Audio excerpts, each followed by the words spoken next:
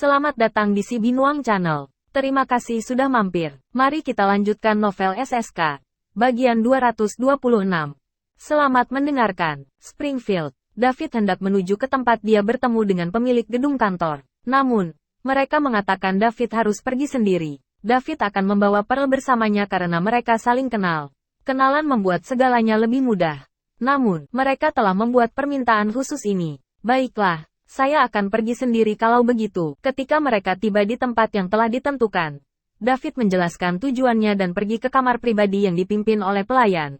Setelah memasuki ruang pribadi, pelayan memintanya untuk menunggu dan pergi. David menunggu sendirian di kamar pribadi. Tidak lama kemudian, pintu kamar pribadi dibuka. David mendongak tapi membeku. Itu adalah teman kuliah dan sahabat Pearl Rhonda. Rhonda mengenakan setelan bisnis wanita hitam dengan garis leher deep V yang menjuntai, rok pendek, dan stoking sutra hitam untuk memamerkan sosoknya. David menganggap dirinya orang yang memiliki pengendalian diri yang hebat. Tetapi dia tidak dapat menahan diri untuk tidak melihat lebih lama lagi. Rhonda masuk dan duduk di seberang David, menatapnya tanpa bicara. Nona Rogers, saya tidak menyangka akan bertemu dengan Anda, kata David, agak terkejut. Apa masalahnya? Apakah Anda begitu terkejut, Tuan Liddell? Rhonda menjawab sambil tersenyum. Benar-benar terkejut. Saya rasa Nona Pearl tidak tahu siapa Anda, bukan? Atau Anda tidak akan meminta saya untuk datang sendiri? Pearlie tidak tahu. Tapi bukannya aku tidak ingin memberitahunya. Hanya saja aku tidak ingin dia terlalu memikirkannya. Saya tidak mau kehilangan dia sebagai teman. Tentunya itu tidak masalah. Pearlie mungkin terlihat tidak baik-baik saja. Tetapi dia memiliki banyak harga diri. Jadi saya melakukan ini sebagai tindakan pencegahan. Baiklah, karena Anda tidak ingin Nona Pearl tahu, saya tidak akan memberitahunya. Tapi kita tidak akan membicarakannya hari ini. Aku terutama tertarik untuk membeli gedung kantor Anda. Apakah Anda menjualnya? Tanya David. Kamu harus menjawab pertanyaan dulu, kata Rhonda. Pertanyaan apa? Ceritakan bagaimana Anda membuat Clinton membantu Anda menghancurkan keluarga Daniels. Saya penasaran. David akhirnya membeli gedung itu seharga 15 miliar dolar. David tidak terlalu memikirkan harganya. Itu terutama karena dia punya begitu banyak uang sehingga dia tidak peduli dia menghasilkan atau kehilangan uang dalam kesepakatan itu. Poin mewah adalah apa yang benar-benar dia butuhkan. Namun, menurut penilaian yang diberikan tim Pearl kepadanya, bahkan menghabiskan 18 miliar dolar untuk gedung itu tidak sia-sia. Itu membuat David bingung. Mengapa Rhonda, sebagai pebisnis, memberinya diskon yang begitu besar? Mengapa dia tidak meminta 20 miliar dolar saja? Dia akan bisa mendapatkan 50 poin lebih mewah. Rhonda akan sangat marah jika dia tahu apa yang dia pikirkan. Dia memberinya begitu banyak.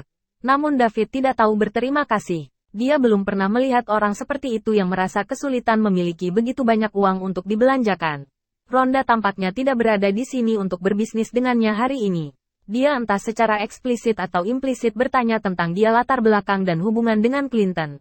Masih bersama Si Binuang Channel. Mari kita lanjutkan novel SSK. Bagian 227. Di sisi lain, David hanya memberitahunya bahwa dia adalah salah satu anggota inti SCC dan mengabaikan sisanya. Adapun mengapa Clinton membantunya menghancurkan keluarga Daniels, David hanya mengatakan bahwa saudara laki-laki Daniels itu jahat dan berbahaya bagi masyarakat. Jadi dia melaporkan situasinya ke Clinton. Setelah itu, keluarga Daniels hancur. Dia tidak mengetahui detailnya juga. Dia tahu Rhonda tidak akan mempercayainya. Tentu saja. Ini karena dia juga tidak percaya. Dia bahkan tersipu sedikit ketika dia mengatakan mereka berbahaya bagi masyarakat dan jahat. Yang membingungkan adalah Rhonda tidak menanyainya. Namun, sahabat Miss Pearl juga tidak sesederhana itu. Sebuah gedung kantor sepertinya tidak perlu baginya. Dan dia tidak terlalu mempedulikannya. Latar belakangnya juga pasti sangat spesial. Namun, levelnya terlalu rendah untuk memahami kekuatan lokal Springfield pada saat itu. Setelah David pergi, Rhonda pergi ke kamar pribadi lainnya. Di dalamnya duduk seorang pemuda berusia sekitar 27 atau 28 tahun. Dengan baik, Rhonda, apakah kamu punya sesuatu? Pria itu bertanya. Saya tidak menemukan apapun. Tapi aku sudah menemukan sesuatu dari pernyataannya. Ngomong-ngomong, Tony, David bilang dia anggota inti dari SCC.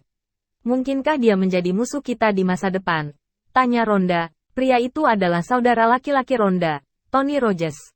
Dia juga pewaris ketiga dari keluarga Rogers, salah satu dari 4 besar keluarga di Springfield. Belum tentu, SCC juga tidak monolitik. David dan Morris sama-sama anggota inti. Bukankah mereka bertarung sampai mati juga? Jadi kita harus melihat apa yang terjadi selanjutnya, kata Tony. Itu benar, Rhonda merasa lega. Dia tidak ingin membuat musuh David. Pearl dan dia telah berteman baik sejak universitas. David adalah bos Pearl, dan Pearl tampak sangat setia kepadanya. Jika mereka menjadi musuh, Pearl akan terjebak di tengah. Dia tidak ingin kehilangan sahabatnya Pearl. Ceritakan apa yang kamu dan David bicarakan, tanya Tony. Rhonda menjelaskan percakapannya dengan David kepada Tony. Tony tidak yakin siapa David dan apa latar belakangnya bahkan setelah dia selesai mendengarkan. Mungkin mudah bagi Clinton untuk memusnahkan keluarga Daniels dalam satu hari. Tapi harganya dia membayar cukup besar. Di satu sisi, Morris adalah salah satu anggota inti SCC. Apa yang akan dipikirkan oleh anggota inti lainnya begitu dia melakukan itu pasti akan menimbulkan kecurigaan dan ketidakpercayaan di antara anggota inti lainnya dan bahkan mungkin menyebabkan arus SCC struktur internal melemah.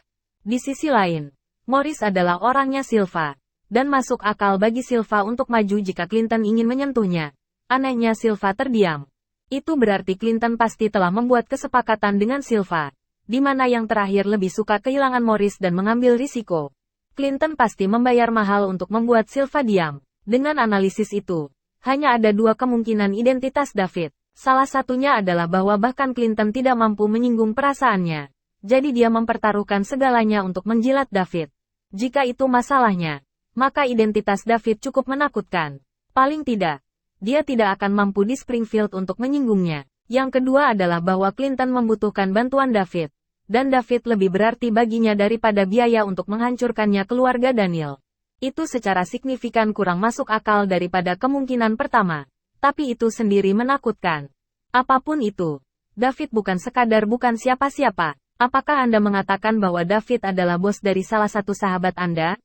Tanya Tony. Ya, saya tidak ingin menjadikan dia musuh. Dia telah menjadi sahabatku sejak universitas.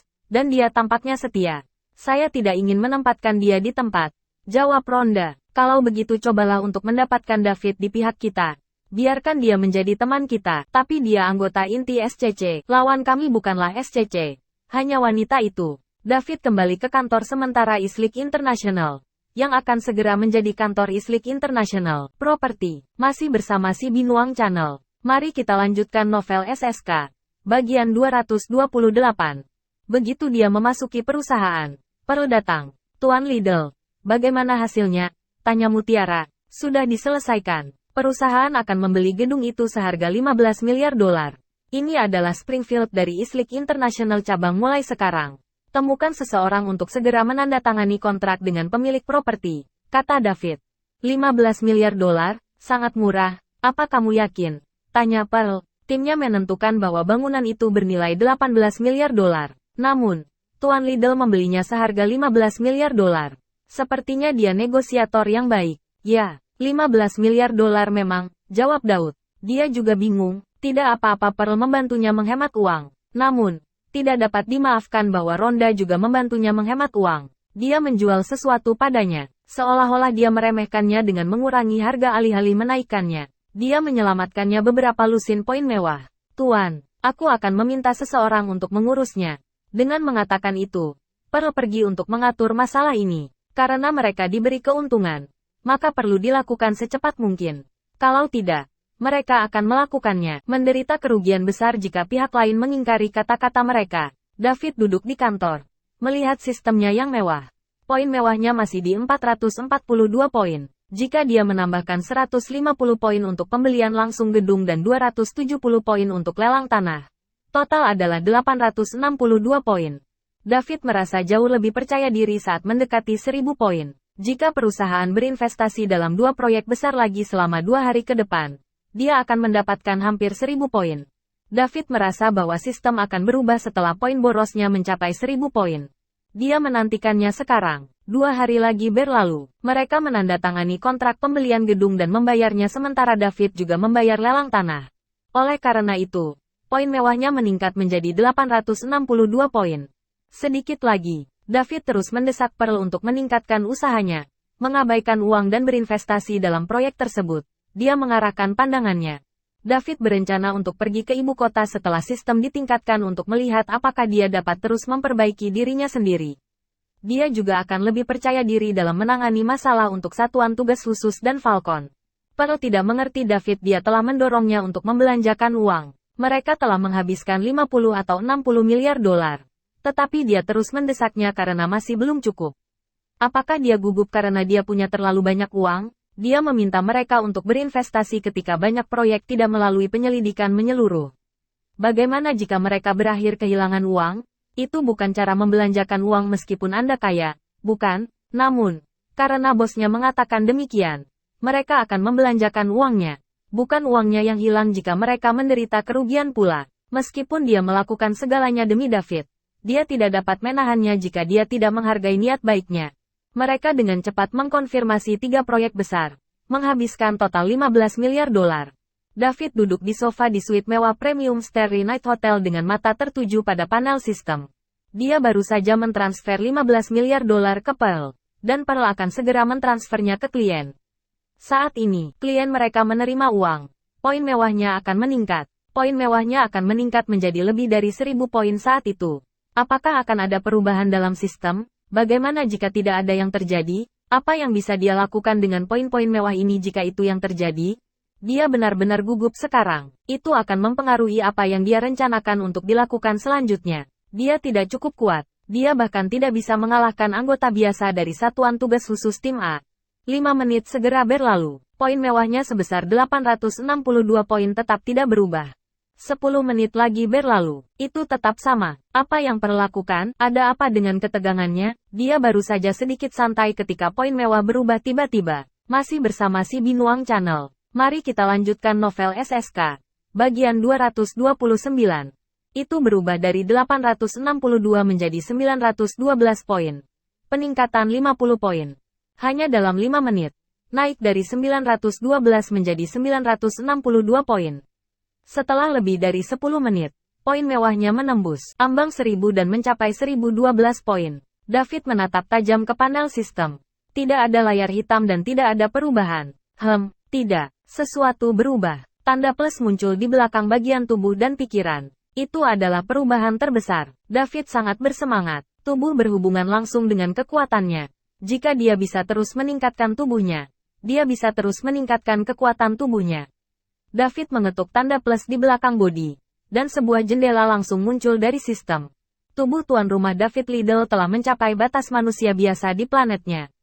Apakah Anda ingin memutakhirkannya? Itu, peningkatan akan dikenakan biaya 1000 poin mewah. Apa-apaan ini? Ketika David melihat jendela pop-up, dia tidak bisa menahan sumpah serapah. Butuh 1000 poin mewah untuk terus memperbaiki tubuhnya. Dia bekerja sangat keras untuk menghemat poin mewah. Tetapi dia kehilangannya begitu cepat. David memilih tidak dan mengetuk tanda plus di belakang pikiran. Sekali lagi, sebuah jendela muncul. Kekuatan pikiran tuan rumah David Liddell telah mencapai batas orang biasa di planetnya. Apakah Anda ingin mengupgrade-nya? Peningkatan akan menelan biaya 1000 poin mewah. Petik 2. Benar saja. Tidak ada bedanya dengan meningkatkan tubuhnya. Dia harus menghabiskan 1000 poin mewah juga. David akhirnya memilih untuk mengupgrade tubuhnya. Meningkatkan tubuhnya juga bisa meningkatkan kekuatannya.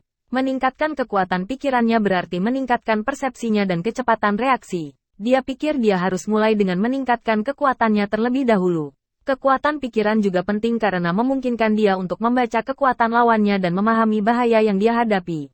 Tetapi dia hanya bisa mengesampingkannya sampai dia memiliki lebih banyak poin mewah. Hal terpenting baginya sekarang adalah meningkatkan kekuatannya. Oleh karena itu, David kembali dan mengetuk tanda plus di belakang layar. Ketika jendela muncul, David menganggukkan kepalanya tanpa ragu. 1000 poin langsung lenyap dari poin mewahnya. Hanya menyisakan 16 poin menyedihkan. Ada ketegangan lagi di hati David yang teguh. Perlahan, David merasa hangat dan mulai berkeringat. Dia berlari ke kamar mandi, mengisi bak mandi dengan air dingin, menelanjangi, dan duduk di dalamnya. Betapa nyamannya, seru David. Demam berlanjut. Setelah 5 menit, beberapa zat hitam dan lengket muncul di kulitnya, yang berbau tidak enak. Selain itu, semua otot di tubuhnya gatal-gatal. Apakah itu transformasi tubuh yang legendaris? David mencoba membersihkan dirinya dan mendapatkan bak air baru. Dia mengulangi tindakan itu beberapa kali. Setelah kira-kira setengah jam, akhirnya berhenti, dan demam mulai lenyap. Keluar dari bak mandi, David melihat tubuhnya. Tidak ada perubahan yang jelas. Namun, Dia bisa merasakan kekuatannya meningkat pesat. Dia masih perlu memverifikasi lebih lanjut seberapa banyak peningkatannya. Dia ingin sekali melawan Jordan lagi untuk melihat apakah dia masih bisa menangkap serangan penuhnya tanpa menderita goresan. Jordan adalah pria terkuat yang dia temui sejauh ini. David melihat panel sistem. Tidak ada lagi yang berubah. Namun, kolom tubuh telah berubah dari batas biasa menjadi tingkat luar biasa 1. Peningkatan tubuh meyakinkan David. Masih bersama si Binuang Channel. Mari kita lanjutkan novel SSK. Bagian 230. Dia akhirnya bisa terus meningkatkan kekuatannya. Sistem akan gagal jika batas biasa adalah produk akhir. Untungnya, sistem tidak mengecewakannya. Meskipun dia sekarang membutuhkan lebih banyak poin mewah, dia punya harapan. Selain itu, dia akan membelanjakan lebih banyak dengan berani saat dia tumbuh lebih kuat dan dengan demikian mendapatkan lebih banyak poin mewah. Dia berhati-hati dalam membelanjakan 8 hingga 10 miliar dolar pada awalnya. Sekarang, menghabiskan 100 miliar dolar bukanlah apa-apa. Dia lebih kuat dan memiliki latar belakang yang menakutkan. Jadi dia bisa lebih kurang ajar dengan uangnya. Dia akan menjadi lebih kuat dan menghabiskan ratusan miliar, triliunan, dan puluhan triliun dolar. Dia akan memiliki persediaan poin mewah yang tidak pernah habis. Dia tidak hanya ingin menjadi yang terkuat tetapi juga membangun kekuatan terkuat untuk mengendalikan ekonomi dunia. Ekonomi global akan bergetar setiap kali dia dengan santai menginjak kakinya. Memikirkannya saja sudah mengasyikkan dan memuaskan. Sementara David tenggelam dalam fantasinya. Islik International menjadi terkenal di Springfield. Ketika seorang konglomerat menikmati pembiayaan yang sukses, konferensi pers sering diadakan untuk meningkatkan popularitasnya dan bersiap untuk listing yang sukses. Sebuah perusahaan investasi telah ditampilkan dalam beberapa konferensi pers baru-baru ini yang diadakan oleh perusahaan-perusahaan di Springfield, dan perusahaannya, namanya Islik International. Perlahan-lahan, media mulai memperhatikan. Satu outlet berita menghitung untuk Islik International. Hasilnya mengejutkan. Dalam waktu kurang dari sebulan, Islik International telah menginvestasikan hampir 100 miliar dolar di Springfield saja. Seberapa kaya itu? Begitu berita tersiar. Itu menjadi berita utama. Sebuah perusahaan yang sebelumnya tidak dikenal telah menginvestasikan hampir 100 miliar dolar di Springfield. Itu tidak pernah terjadi di kota kosmopolitan seperti Springfield. Kemudian berbagai media dan orang sibuk mulai menggali latar belakang Islik International. Yang dapat mereka temukan hanyalah bahwa Islik International adalah perusahaan investasi yang baru didirikan. Kantor pusat di kota Sungai Provinsi Sungai Selatan. Itu memiliki Golden Leaf Hotel, satu-satunya hotel bintang 8 di Provinsi South River. Dengan perkiraan nilai 20 miliar dolar. Mereka baru-baru ini berinvestasi di selusin perusahaan Springfield dan membeli sebuah gedung perkantoran. Dengan total lebih dari 80 miliar dolar.